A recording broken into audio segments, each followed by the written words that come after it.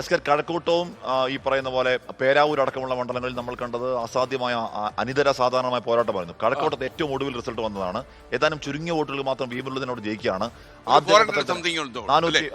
കേരളത്തിലെ കഴക്കൂട്ടം ചർച്ച ചെയ്യുമ്പോഴേ ആഷ്മി ശബരിമല സ്വർണ്ണക്കൊള്ള ഒരു പ്രധാനപ്പെട്ട വിഷയമായി നമ്മൾ കാണണം. കാരണം വെച്ചാൽ കഴക്കൂട്ടത്ത് മത്സരിച്ചത് മുൻ ദേവസ്വം മന്ത്രി കടകംപള്ളി സുരേന്ദ്രനാണ്. അദ്ദേഹത്തിന്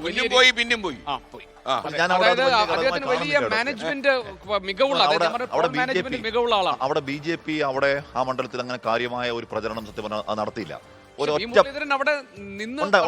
അതുണ്ട്. പക്ഷേ കടകംപള്ളി സുരേന്ദ്രൻ വീട്ടിലേക്ക് BJP അവിടെ പ്രതിഷേധ പ്രകടനം നടത്തി. ആ പ്രതിഷേധ പ്രകടനത്തിൽ അവിടുത്തെ BJP കൗൺസിലർമാർ അതിന്റെ ഏറ്റവും ബാക്കിലായിരുന്നു ഇന്ന് ഒരു വിവാദം അടക്കം ഉണ്ടായത്. അവൻ കാര്യമായി ശബരിമല സ്വർണ്ണക്കൊള്ള BJP എവിടെയും ഉയർത്തിയില്ല. അക്കൂട്ടത്തിൽ അവിടെ കഴക്കൂട്ടത്ത് ഉയർത്തിയിട്ടില്ല. വർക്ക് ചെയ്തു. അതായത് ശബരിമല സ്വർണ്ണക്കൊള്ള ഒരു വിഷയമായി ഉയർത്തുന്നതും അവിടുത്തെ ജനങ്ങളുടെ ഇടയിൽ അത് കാരണം കടകംപള്ളി അവസാന സമയങ്ങളിൽ പറഞ്ഞു, അതായത് എനിക്കും ധാർമ്മികമായ ഉത്തരവാദിത്തം ഉണ്ട് എന്ന് പറഞ്ഞത് ഒരു ഘട്ടത്തിൽ അവിടെ ചർച്ചയായിരുന്നു. ഞാൻ പറഞ്ഞത് BJP ഉയർത്തിയെന്നല്ല, അതൊരു സാമാന്യ നിലയിൽ ചർച്ചയാക്കപ്പെട്ടില്ല. BJP ഉയർത്തിയില്ല. ശരിയാണ്. ഇവിടെ വി മുരളീധരൻ 46,564 വോട്ടുകൾക്ക് 35.85% വോട്ടുകളുടെ ഭൂരിപക്ഷത്തിലാണ് സഭയിലേക്ക് വി മുരളീധരൻ ആദ്യമായി പോകാൻ പോകുന്നത്. തൊട്ടുപിൽ കടകംപള്ളി സുരേന്ദ്രൻ ഹാട്രിക് മോഹൻ എസ്കേൻ 3 തവണ അടുപ്പിച്ച് ജയിക്കാവുന്ന ആഗ്രഹമാണ് കടകംപള്ളിക്ക് അവിടെ പൊരിഞ്ഞു പോകുന്നത്.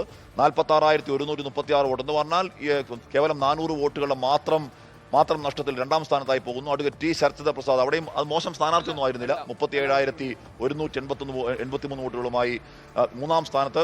ചാത്തന്നൂര് ഒരുപക്ഷെ സർപ്രൈസിംഗ് ആരും പ്രതീക്ഷിച്ചില്ല. നിയമവും ഓൾമോസ്റ്റ് ജയിക്കുന്ന അവസ്ഥയായിരിക്കും. കഴക്കൂട്ടം പക്ഷേ കടകംപള്ളി സുരേന്ദ്രൻ ബഹുദൂരം മുന്നിലായിരുന്നു. ആ ബഹുദൂരം മുന്നിൽ ലീഡ് മറികടന്ന് വെട്ടിയാണ് അതിനെ നാരോയും ചെയ്യുകയും വി മുരളീധരൻ ജയിക്കുകയും സഭയിലേക്ക് പോവുകയും ചെയ്യുന്നത്. ഉറപ്പായും കഴക്കൂട്ടം എന്ന് പറയുന്ന മണ്ഡലത്തിൽ BJP പോരാട്ടമായിരുന്നു.